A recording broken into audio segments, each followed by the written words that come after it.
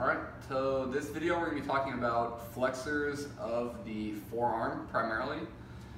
And also flexors of the shoulder. So first we're going to start with pec major and pec minor. So pec major has three heads, has a clavicular head, a sternal head, and an abdominal head.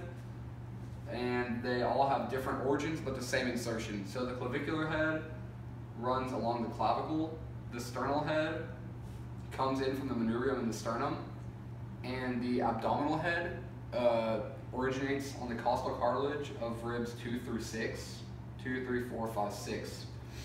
And the origin is actually on the medial aspect of the humerus, right lateral to the intertubercular groove.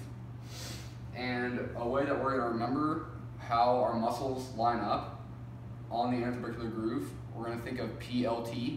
So if the intertubercular groove is right here, we're going to demonstrate it with this little string right here. If this is our intertubercular groove, laterally to this, we're going to have our pec major, which is right here. So that's our P.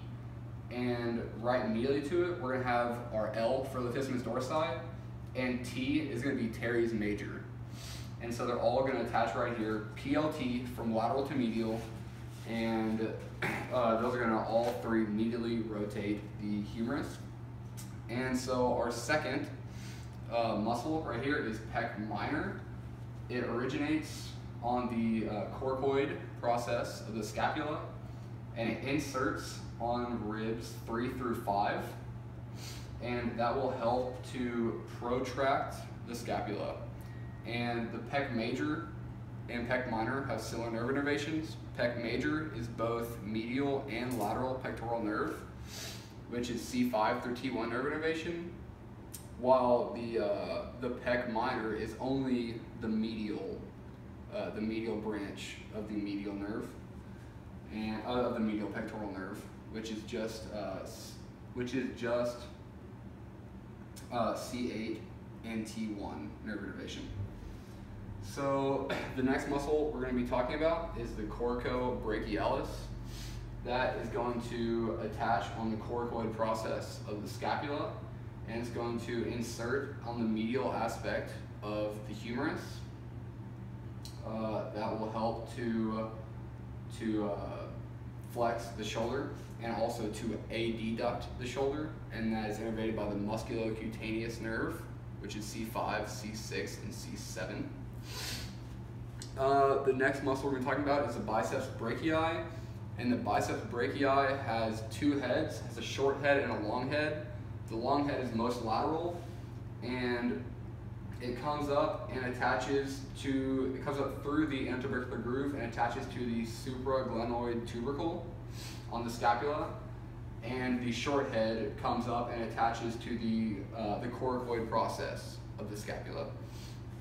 And those two are the origins, and the insertion is the radial tuberosity, and that will help to flex the shoulder and also flex the elbow while you're in supination.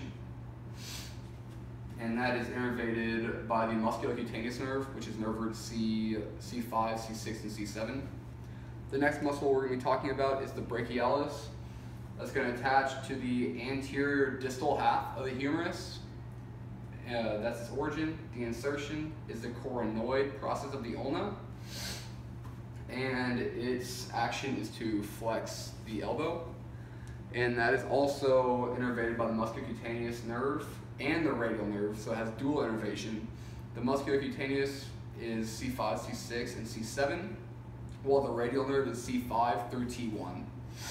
And the last muscle we're going to be talking about on this video is the brachioradialis, which attaches to the lateral supracondylar ridge of the humerus, and it inserts at the styloid process of the radius, and that helps to flex the elbow as well. And I'm just going to give you a quick tip to remember the difference between coracoid and coronoid process. So for coracoid process of the scapula, Scapula has a C in it, SC, so scapula and coracoid, and ulna has an N in it for coronoid process.